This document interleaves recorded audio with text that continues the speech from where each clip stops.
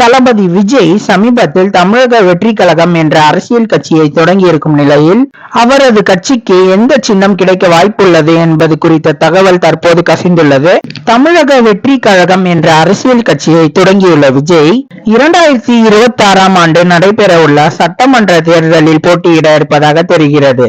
இதனை அடுத்து இன்னும் ஒரே ஒரு படத்தில் மட்டும் நடித்து முடித்துவிட்டு தீவிர அரசியலில் விஜய் இறங்க இருப்பதாகவும், அடுத்த 2 ஆண்டுகளில் அவர் எப்படி ஆட்சியை பிடிக்கும் அளவுக்கு மக்களை தன் வழிக்கு கொண்டு வரப்போகிறார் என்பதை பார்க்க அனைவரும் ஆவலுடன் உள்ளனர். இந்த நிலையில் விஜய் குறிவைப்பது வேறு எந்த கட்சியின் வாக்குகளையும் அல்ல என்றும், புதிதாக வாக்களிக்க போகும் வாக்காளர்கள் மற்றும் இளைஞர்களின் வாக்குகளை தான் என்றும் கூறப்படுகிறது.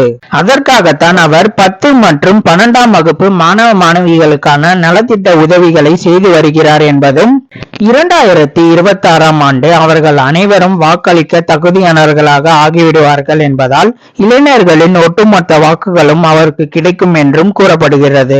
இந்த நிலையில் தேர்தல் ஆணையத்தில் தமிழக வெற்றி கழகத்தின் சின்னமாக கல்வி சம்பந்தப்பட்ட சின்னத்தை கேட்க இருப்பதாக கூறப்படுகிறது. குறிப்பாக புத்தகம், பேனா உள்ளிட்ட சின்னங்களை கேட்டு வாங்க விஜய் திட்டமிட்டுள்ளதாக கூறப்படுகிறது. இது மட்டும் நடந்தால் மாணவர்கள் மற்றும் இளைஞர்களின் ஒட்டுமொத்த வாக்குகளையும் அவர் அள்ளிவிடுவார் என்று கூறப்படுகிறது. நீங்க ஒரு தளபதி ஃபேனா இருந்தா தமிழக வெற்றி கழகத்துக்கு எந்த ஒரு சின்னத்தை அலோகேட் பண்ணுவீங்கன்னு கமெண்ட் பாக்ஸ்ல கமெண்ட் பண்ணுங்க. இந்த வீடியோவை லைக் பண்ற எல்லாரும் மறக்காம நம்ம குள்ள வெட்டி ரிவ்யூ சேனலை சப்ஸ்கிரைப் பண்ணுங்க, பெல் பட்டனை பிரஸ் பண்ணுங்க. மீண்டும் தமிழால் இணைவோம். வணக்கம்.